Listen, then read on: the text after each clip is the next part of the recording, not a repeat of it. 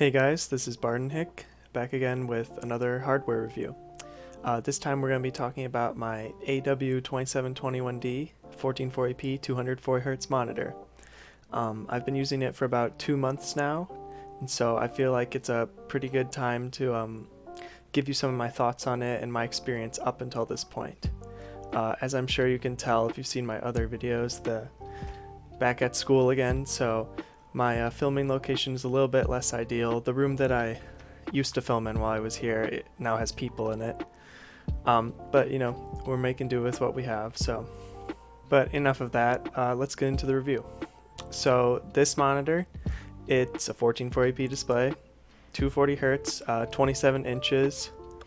It has HDR 600 certification, which doesn't really mean much. It doesn't have enough local dimming zones for it to be a true HDR monitor.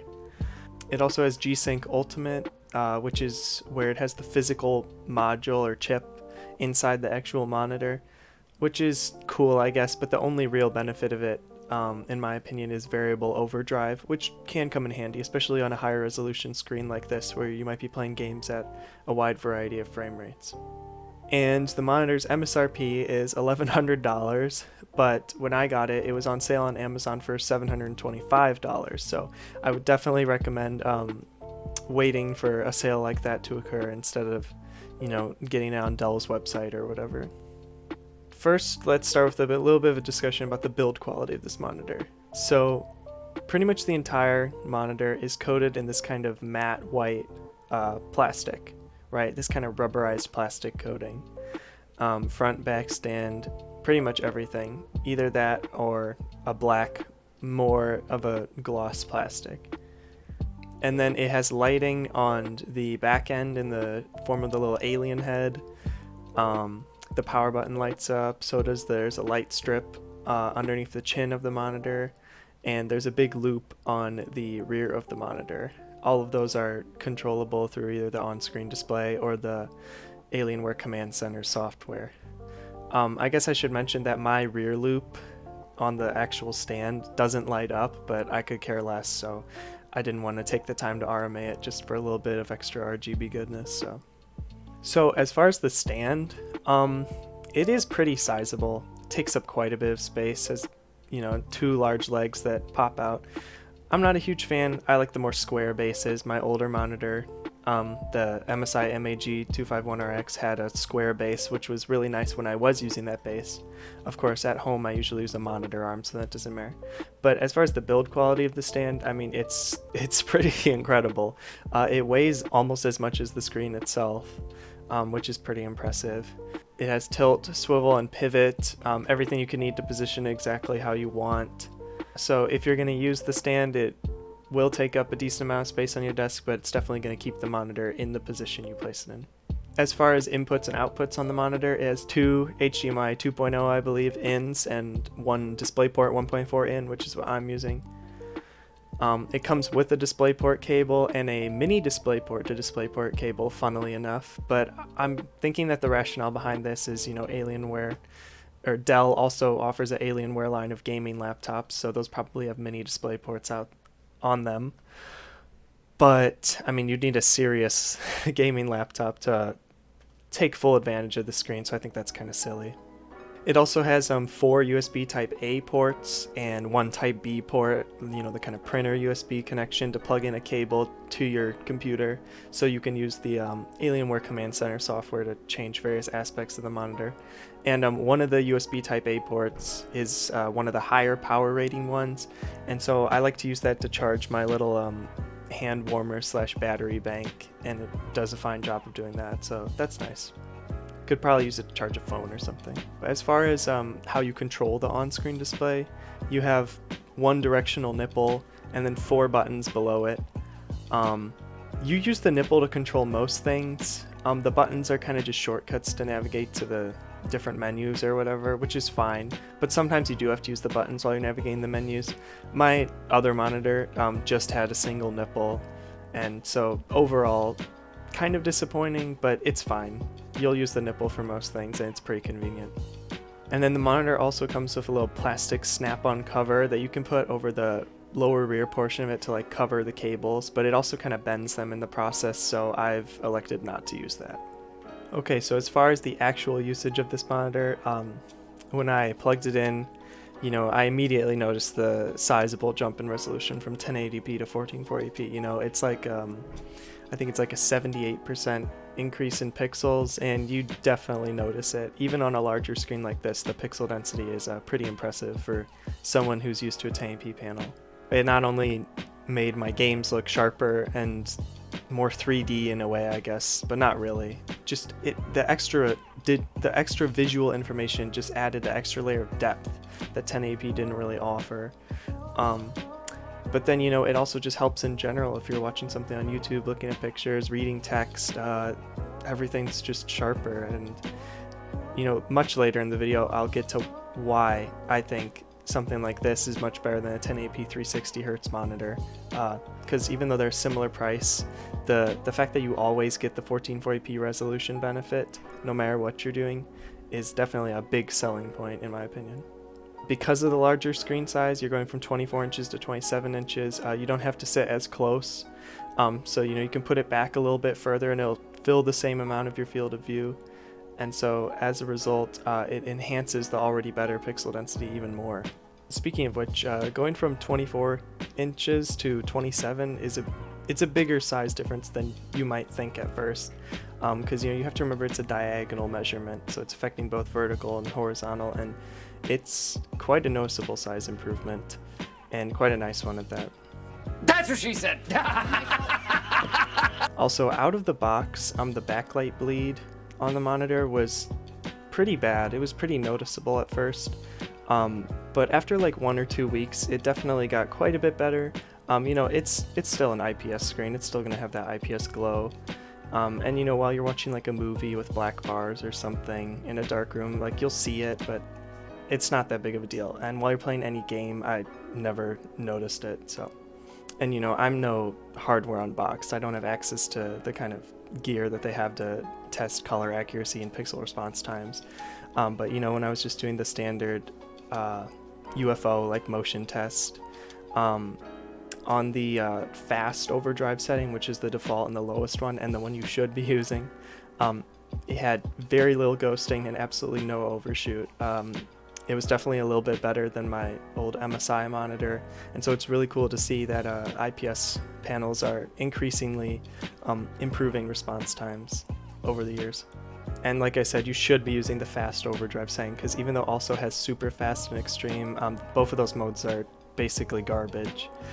They're just there for marketing purposes, so they can say 1 millisecond response time, and both of them introduce very noticeable overshoot. You'll see big leading trails on objects, and if you move your mouse around, like when I put it to extreme and I moved my mouse around in a game, the screen would like get noticeably brighter because of the overshoot. Terrible. Kind of a letdown that they don't have anything below fast, because you would think, oh, I want something lower if I'm going to do like 60 Hertz, but thankfully the G-Sync Ultimate module and therefore the variable overdrive makes it so you can keep it at fast, and it's pretty good throughout the entire refresh range.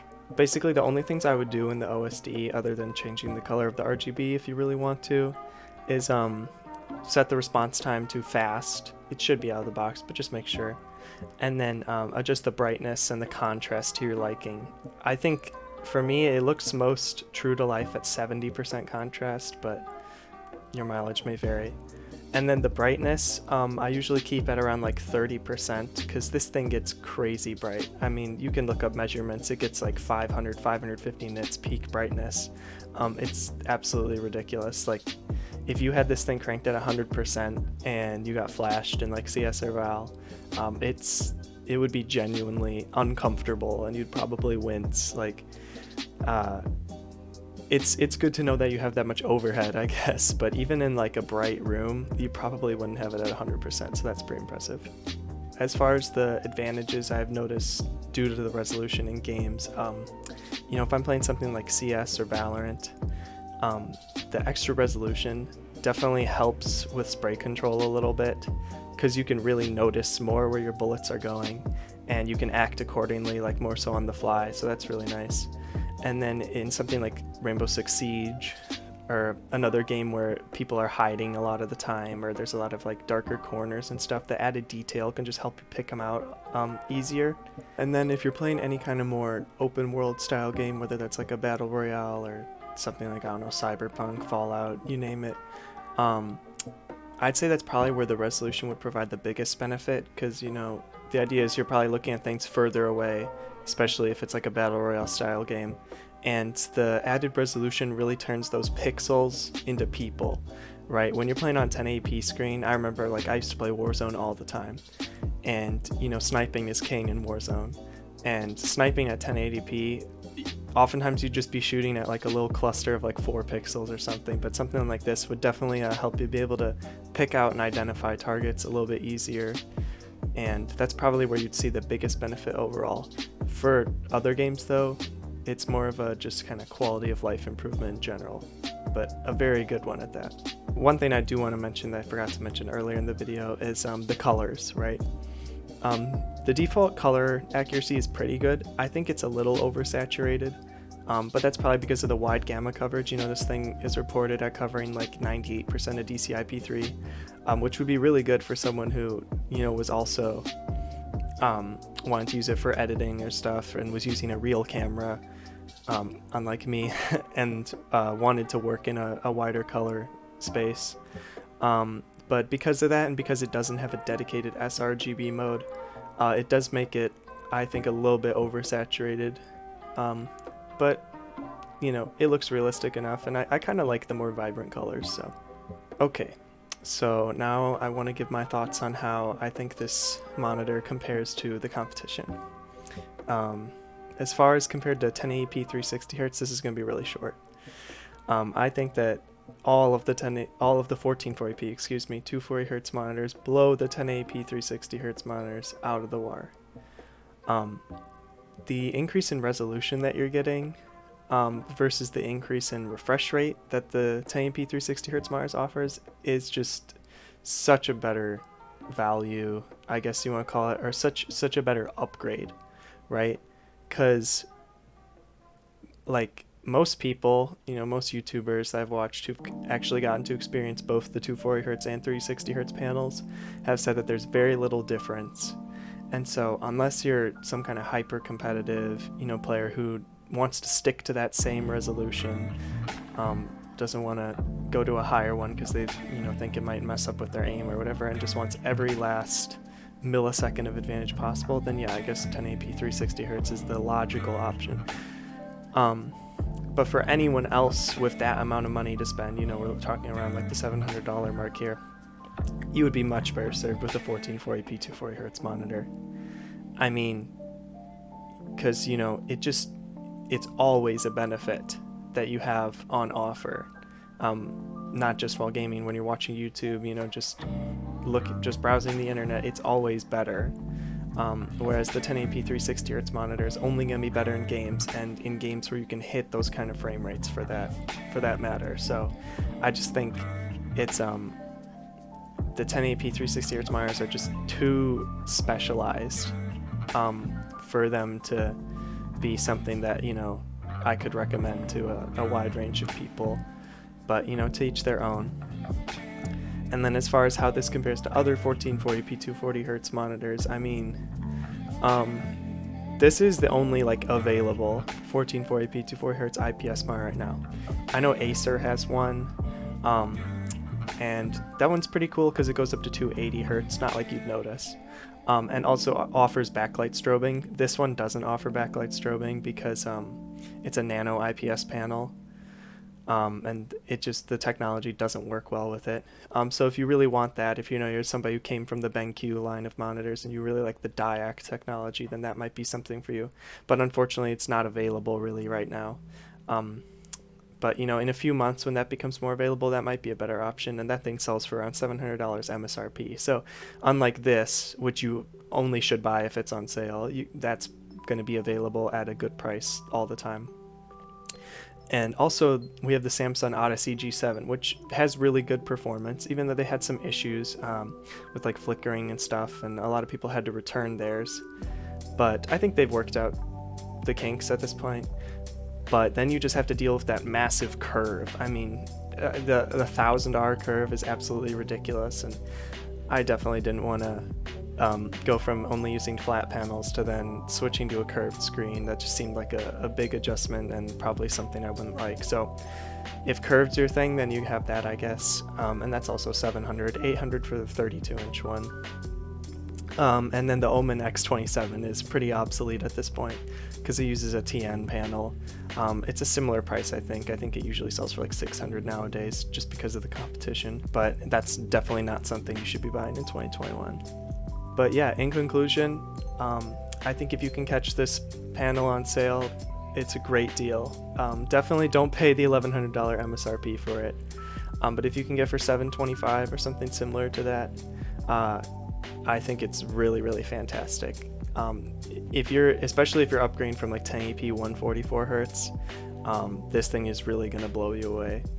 But honestly, for most people, unless if you're the kind of person who has like good aim, good reaction times, and you could take advantage of that 240 hertz refresh rate, then I would say 1440p 144 or 165 hertz is going to be where most people should look to, because you know those monitors are like 2/3 to even half the price of this, right?